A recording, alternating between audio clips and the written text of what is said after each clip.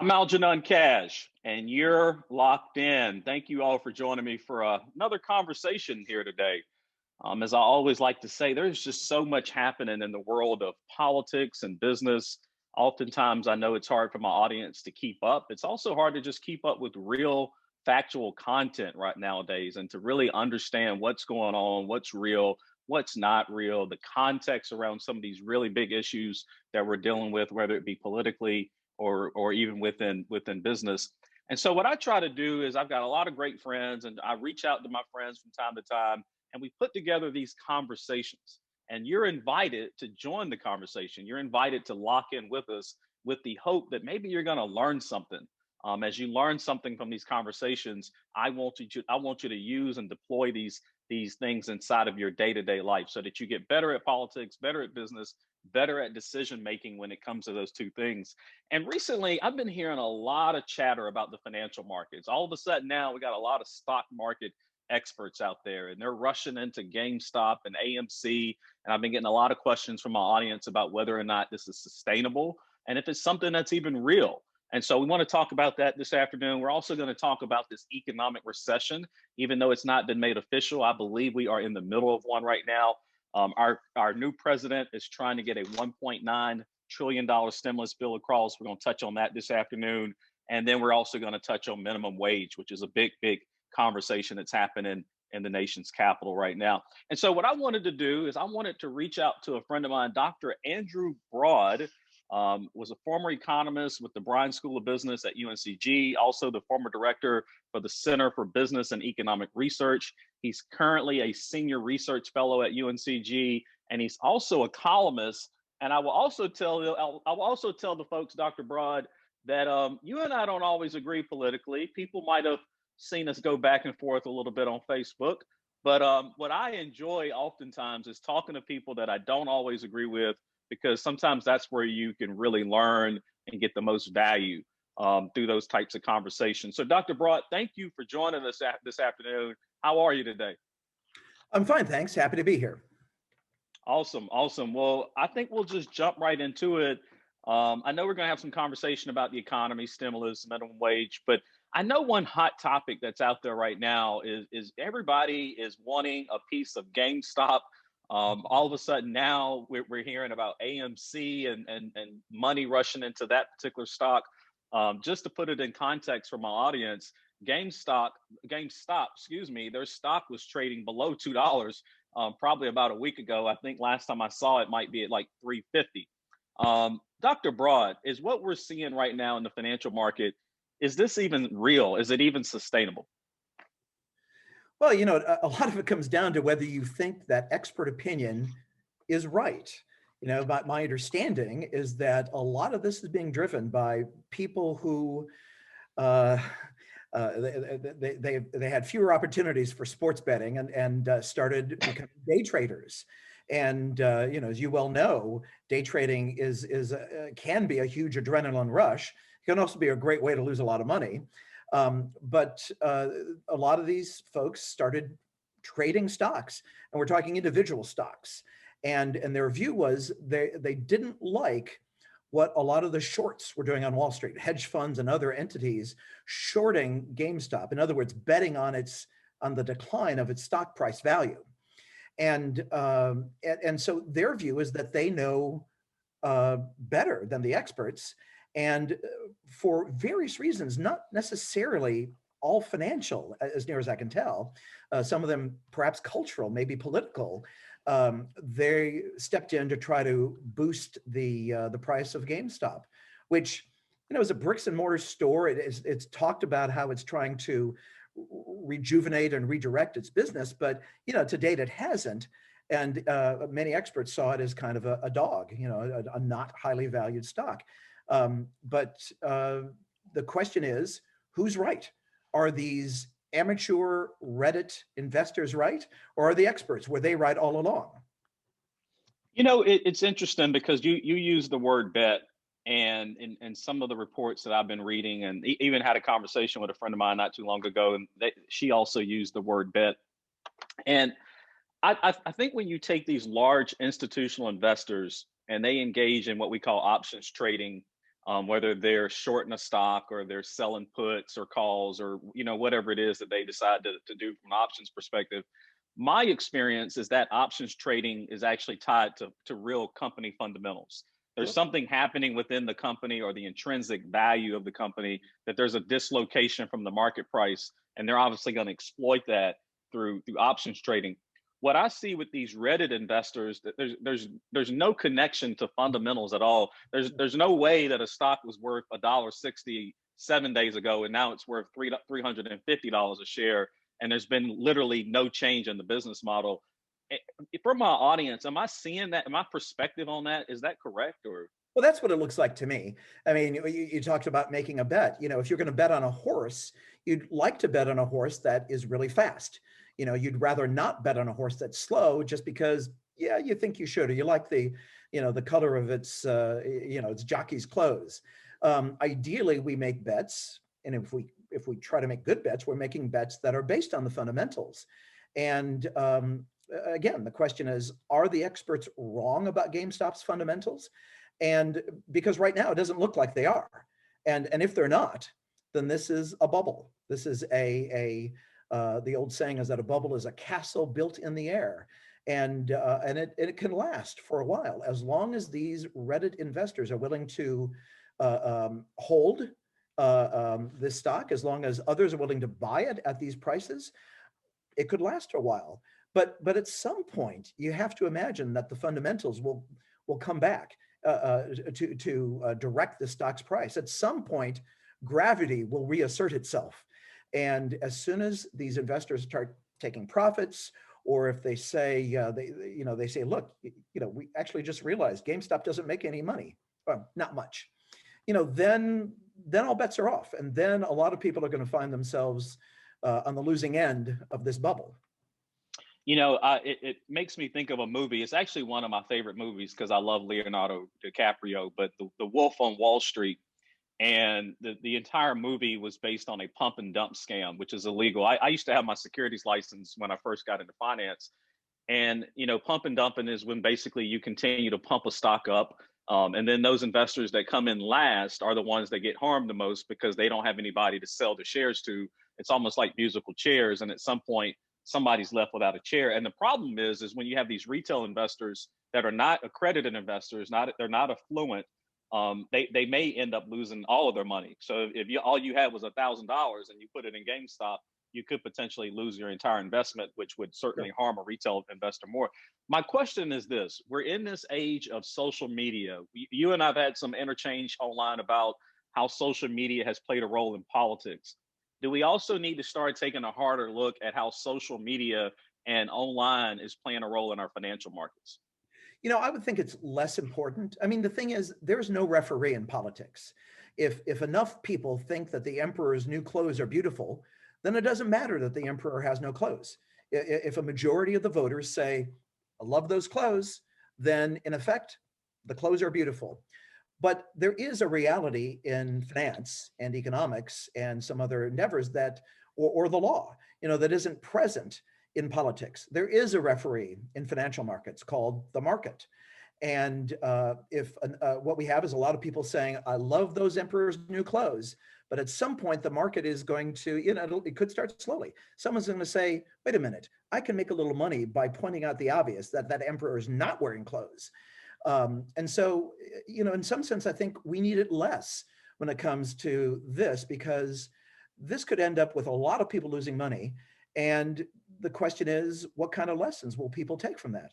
I don't think people are learning the lesson in politics. I think they're learning the lesson that you can really pass along falsehoods and lies in politics and it will work.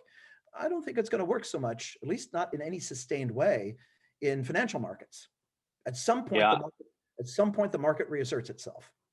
Yeah, I know our new Treasury Secretary, Janet Yellen, who I actually have a lot of respect for. I enjoyed Secretary Yellen when she was at the Federal Reserve. I always thought her comments were smart and balanced and spot on. May not always agree with her philosophically, but certainly agreed with her in terms of her achievements and so forth.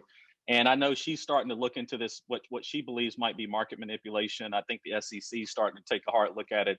I know there's been some trading firms like Wells Fargo, even this new app, Robinhood, have started to tell people we're not going to allow you to get into the stock. And I think that's also causing people to get a little frustrated today. But I tell you, and I want my audience to understand that I think those things are happening to try to protect people, because somebody is going to get severely hurt in this whole scheme if regulators don't step in and do something.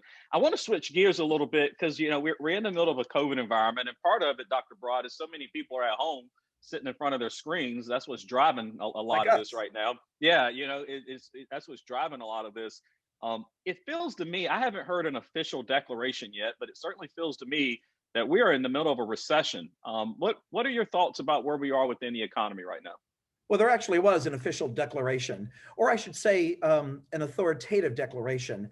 One of the things that a lot of people don't understand is that the government never says, okay, everybody, we're in a recession.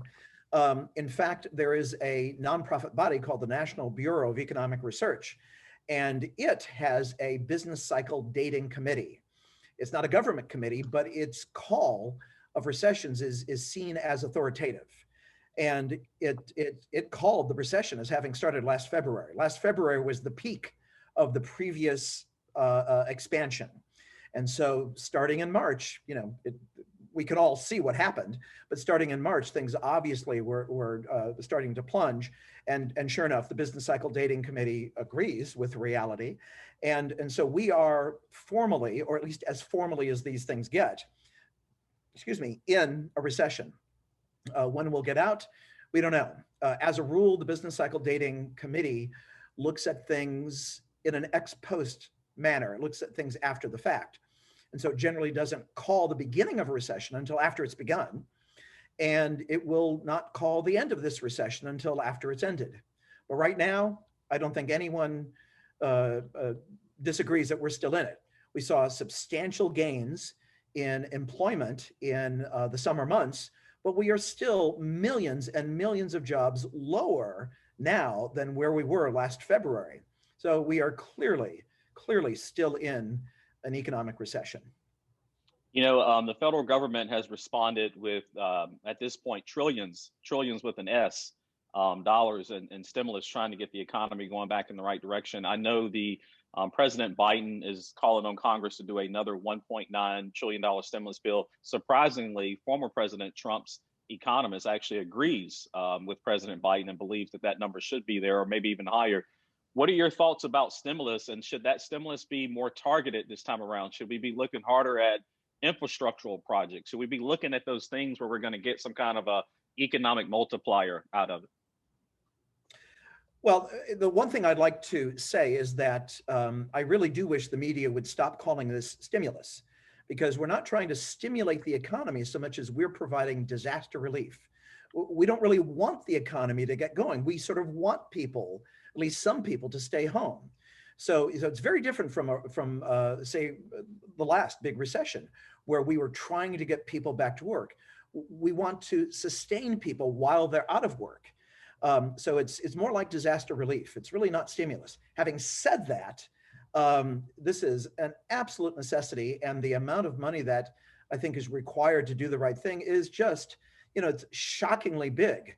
And yet, one of the things that's changed, in fact, since the last recession, that recession caused a lot of the change in the attitudes of mainstream economists, is that economists are much less concerned about federal debt than they were before.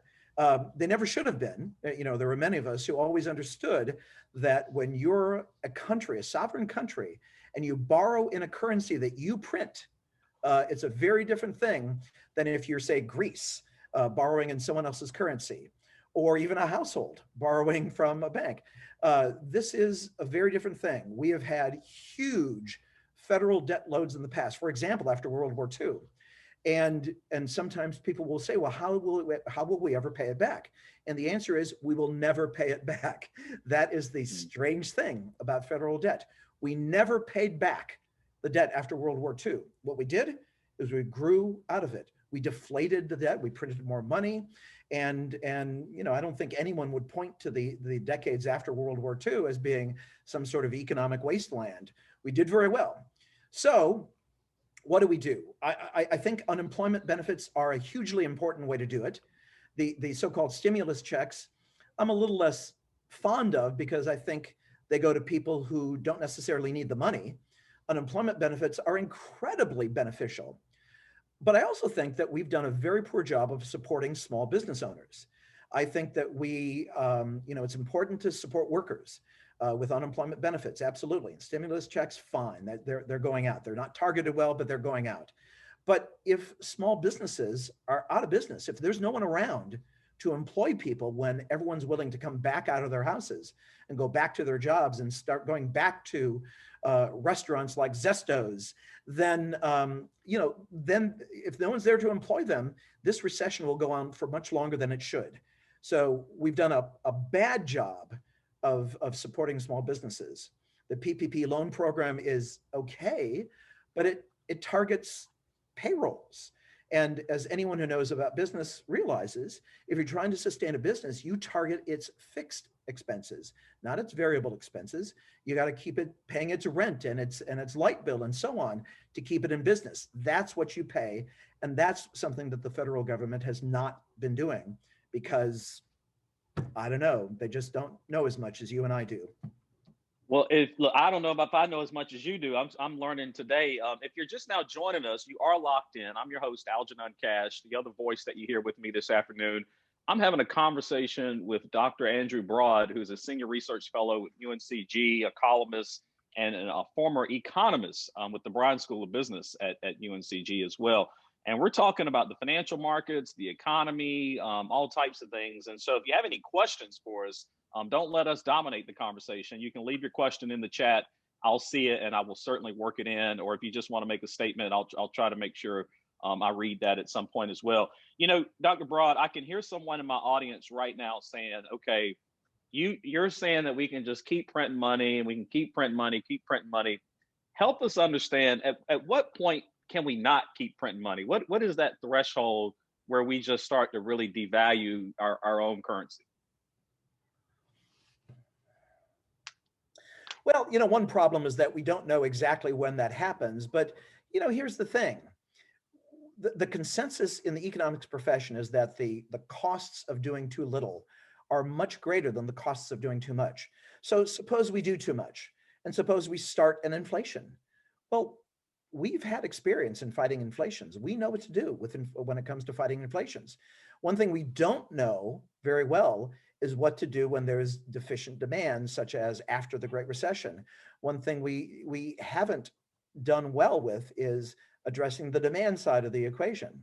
So, is there a point at which we could have over leveraged, taken out way too much debt? Yeah, that's possible. But, one sign of when that changes is when we start seeing changes in interest rates. And we are not. We are still seeing Treasury rates, inflation corrected Treasury rates at a number of maturities are still below zero, which is to say that the federal government will pay us to lend it money after inflation. And so until we see rising rising interest rates, we know we're not there. What happened after we borrowed a huge sum of money for the stimulus, and that really was a stimulus, back in 2009, conservative economists predicted that we would see sky-high inflation and interest rates. The liberal economists said, no, they'll be too low because this isn't enough. We're not doing enough. And the Keynesian economists were right because interest rates have been very low throughout this entire decade, and now they're even lower. So I think when it comes to inflation and worries about doing too much, I don't think we should do anything until we see the whites of inflation's eyes. And until that point, let's be more concerned that we don't do too little than we are about doing too much. You mentioned supporting small business, and this week the North Carolina General Assembly went back into session, and I was on a conference call with some of the House leaders, and we discovered that there's about $4 billion sitting in the general fund account right now. So there's just over $1 billion in the rainy day fund, which is more, so about $5 billion, sitting in the general fund. I mean, at this point, with that much money sitting in state coffers, should North Carolina be paying damages to small businesses like restaurants and bars that have been forced to be shut down for the most part for the last year or so? Or Yeah, I think absolutely. I don't know if I'd call them damages, but absolutely. I think we absolutely need to sustain small business owners. I think it's disgraceful that we're not. It's not a policy that's gaining any traction on Capitol Hill, and so the fact that we have, as you said, $5 billion in reserves in the rainy day fund and the other reserve fund, I think we should use it. I mean, I'm reminded of this episode in the old MASH TV show where they go looking for a piece of equipment and the sergeant says, yeah, I have one, but I don't want to give it to you. Why not? Well, then I'll have one less. You know, that's true. If we use the rainy day fund and the reserves, there will be less money in the reserves. That's true. But isn't this what that money's for? So yeah, I think if you can persuade your friends in the General Assembly to do a better job of sustaining small businesses, including restaurants, locally owned restaurants and bars, I think that'd be a fantastic use of the money. Well, we have floated the idea with the House leadership, and they are taking a look at that. I know here in the first phase of the session, they're going to be a little bit more focused on COVID-19 response and some recovery things related to that. I've been told that as they get into the second phase of the session, that's going to be where the budget discussion occurs, and we are pushing hard for some type of a bill that would actually provide compensation back to small businesses, those that have had been closed, with a preferential treatment, quite frankly, for minority-owned business. And the reason why I add that particular kicker is because if you think about it, a lot of the minority-owned businesses were the businesses that were not able to access funds through PPP, Right. but mainly because they weren't large enough or they didn't have a big banking relationship or whatever the variables might have been or the obstacles. And so we've indicated to the General Assembly this could be a really good way to support minority-owned business, but also support small business at large. So we'll see if my negotiating skills are up to par here, and if I can't wrestle a few nickels out of Raleigh. Keeping with this economic conversation, the other big policy debate that I think we're going to be hearing out of the nation's capital is about minimum wage. I know this is probably an area where you and I differ. I know that there's been some conversation about raising the minimum wage to $15 an hour. I do agree that there needs to be an increase to the minimum wage. We have not seen a real increase to the minimum wage in a very long time. I think right now it's at 7.25. I remember when I started my first job, minimum wage was about 5.15, and so that it hasn't really moved a lot, quite frankly, when you think about it. Even going back to the 90s. So I do think there needs to be an increase. Dr. Broad, this is where I have a problem at. I have a problem with that $15 an hour. I think I could live with $10 an hour, but I want to get your reaction to that. Where do we need to be on that scale? Well, first, just to preface, this is another area in which the economics profession has really done a 180. If you were to go back to the 70s, the 1980s, you would see the vast majority of economists arguing against minimum wage increases um, on the basis of economics. And what happened in the 1990s was a series of empirical studies that found it very hard to find any negative effects of minimum wages. And now the profession's view is that minimum wages can cause some job losses, but sometimes they don't at all. And what they do provide are various benefits. And so the profession's view is virtually, like I say, in 180, a 180 from what it was 40 years ago, saying that, well, there may be some job losses, but we know that the benefits outweigh the costs. Economists are now fairly strongly in favor of raising the minimum wage. Now, your question is how high? Um, I'm frankly uncomfortable with a national minimum wage because we know that cost of living varies by area. A $15 minimum wage might not be enough in New York City, and it might be too much in Greensboro. What I'd like to see as an economist is a national minimum wage that is adjusted upwards and downwards by regional and geographical cost of living measures.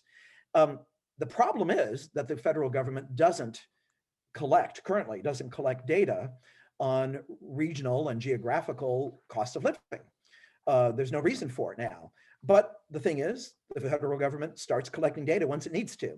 And so if we had a minimum wage that was defined by regional economic circumstances, then there would be a reason for that data, and we would have it.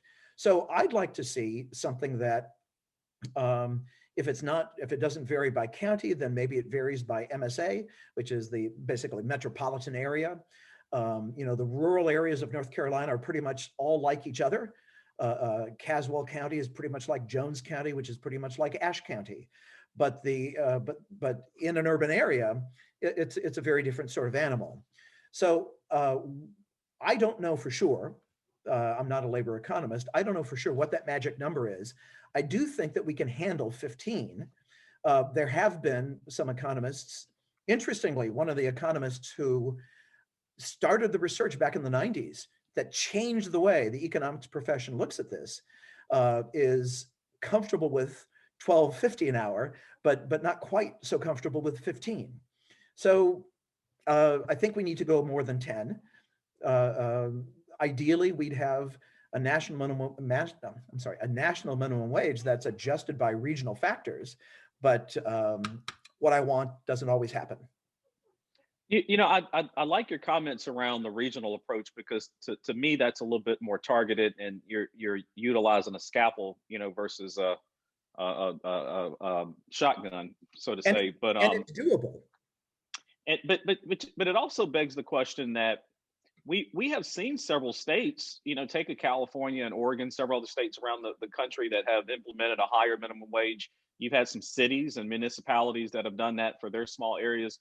Would it not make sense to continue to just let the states and the towns and cities set those rates, or does it really need to work through the federal government to make sure that there's a minimum floor that we don't miss? Well, that's a fair question, except that different states have different relationships between the state government and local governments. The state of North Carolina, I believe, currently bans cities and municipalities from setting higher minimum wages. So, you and I are both talking theory in a sense. Ideally, sure, I wouldn't have a problem with states setting that. We have a federal Department of Labor. I think that entity will always be, paying attention. I mean, what if you have a state that refuses to do what we as a nation think should be done for workers? I think it's fair for that for that federal agency to step in if some state absolutely refuses to do it. But I have no problem with local control. I just think that there's such variation in state laws and what the states allow local governments to do that I think we still need a federal response, if nothing else, to overlay some uniformity on how those regional variations are made. Yeah, maybe like some national standards, similar to how we approach education. I mean, you want to make sure a little girl in California can read just as well as a little girl in North Carolina. And, by implying those standards and tying it to federal money, states and counties and cities are incentivized to make sure they keep with those national standards. That may be something to consider as this debate winds on. One last question on the minimum wage thing before we get ready to go. I can hear somebody in my audience saying right now, if you raise the minimum wage, it basically boxes out entry-level employees. I think about my own daughter. She started working at Zesto when she was 15. Now, obviously, I gave her the job because she's my daughter, but would I still hire a 15-year-old if I had to pay $15 an hour? And that's always a big argument that McDonald's and all these other places won't hire teenagers and won't create entry-level jobs if the minimum wage is higher. What's your reaction to that? Well, we actually have some data. As you may be aware, the city of Seattle imposed a fairly tough minimum wage increase, primarily on restaurants and bars. I think some other kinds of establishments, but it really fell hardest on bars and restaurants. And there was an initial study that found negative effects, and everyone said, "Oh, okay, maybe this isn't going to work." But then a bunch of economists said, "Yeah, that was a bad study. There were clear methodological problems." The emerging consensus about the Seattle experiment is that there's been no problems with job losses. There have been no rising prices. I mean, I think it's clear that a minimum wage is a transfer from employer to employee. If the employer can't raise his prices, because he's in such a competitive market, for example, um, uh, then it's a transfer from employer to employee. And we just have to be okay with that. In my opinion, that's a value judgment. But what we can say is that this really well done, well, the experiment is what it is. This ordinance in the city of Seattle has not, to the best understanding of economists studying it, has not led to job losses or rising prices. And it has led to better economic circumstances for these workers. I think many people are trained to think that economics tells us that these things are bad. That was only true a long time ago. Economists now are basically in favor. There are costs. There are people who are going to lose their jobs, but they're not as many as we thought. And sometimes it doesn't even happen at all. So I would say that I'd rather push forward with some experiments. And by the way, if all of the establishments in the area have to pay more, then your daughter at 15 is still likely to be employed. Some restaurants are automating, but that was going on already.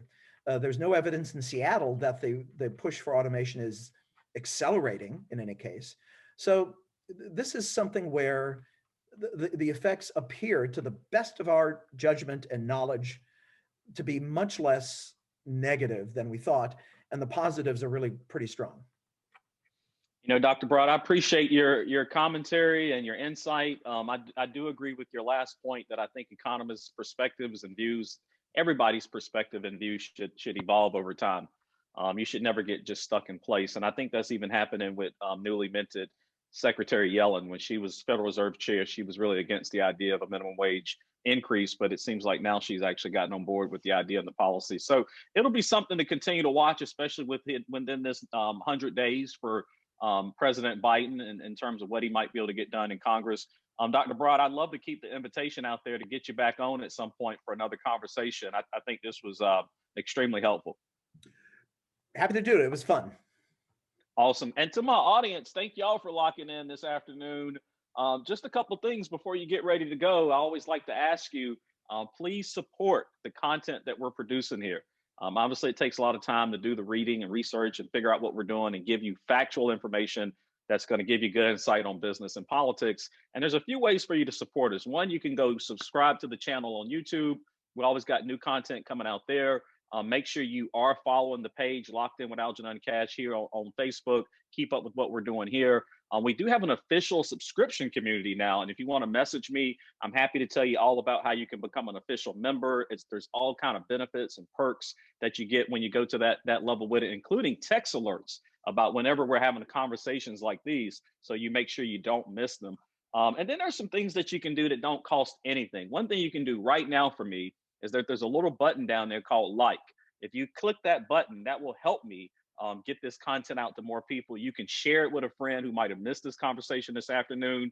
But definitely make sure you let folks know what we're doing here. And as always, until next time, y'all stay locked in.